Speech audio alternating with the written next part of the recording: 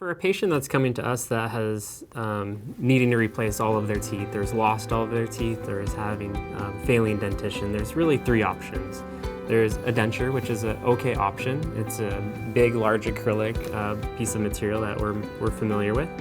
A better option is to place 2 to 4 dental implants, and that denture can be clicked in or locked into those implants. It gives quite a bit of support and allows a lot more function.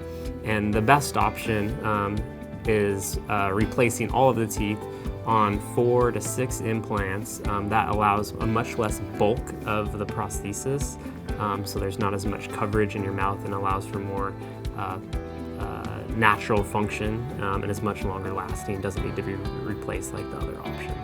Full arch rehabilitation with 4 to 6 implants maintains the jawbone as it's being functioned on or loaded, and that maintains the jaw shape over the period of a patient's life. With dentures over time, we continue to lose bone, and the options for placing implants can disappear over time. So although it's a big investment, it's something that can last your entire life and may not need replacement, where other options that are less expensive initially will need to be replaced and have a larger lifetime cost.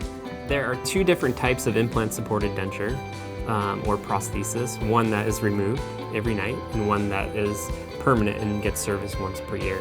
Obvious advantages to the one that is fixed is we don't have to take them out at night. We have less ulcerations and challenges with the soft tissue, and there's less irritation due to that.